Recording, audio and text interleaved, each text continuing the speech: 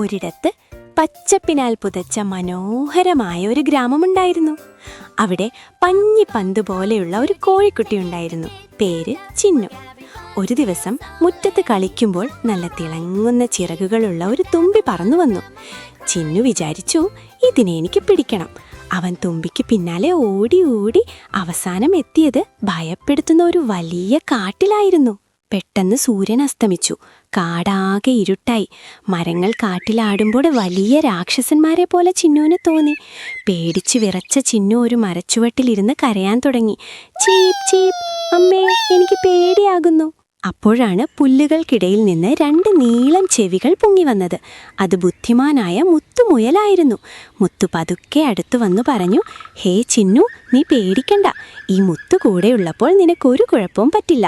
വാ, ഞാൻ നിന്നെ വീട്ടിലെത്തിക്കാം. അവർ നടന്നു നീങ്ങുമ്പോൾ ദാ വരുന്നു ഒരു കൗശലക്കാരൻ കുറുക്കൻ.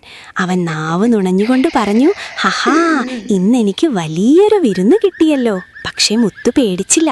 അവൻ ചിരിച്ചുകൊണ്ട് പറഞ്ഞു, അയ്യോ കുറുക്കനെണ്ണ, ഒന്ന് നിൽക്കൂ. ആ കാണുന്ന മരത്തിന്റെ മുകളിൽ മാലാഖ ഒരു സ്വർണ്ണ മുട്ട വെച്ചിട്ടുണ്ട്.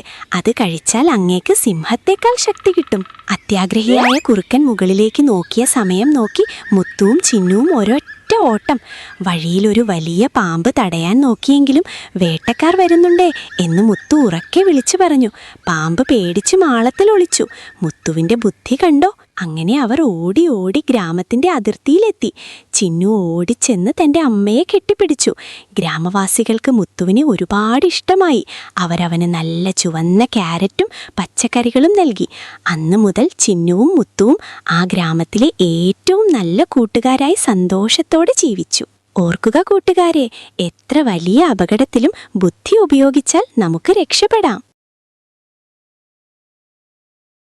കൂടുതൽ കഥകൾ കേൾക്കുവാൻ ഈ ചാനൽ സബ്സ്ക്രൈബ് ചെയ്യൂ കൂട്ടുകാരെ.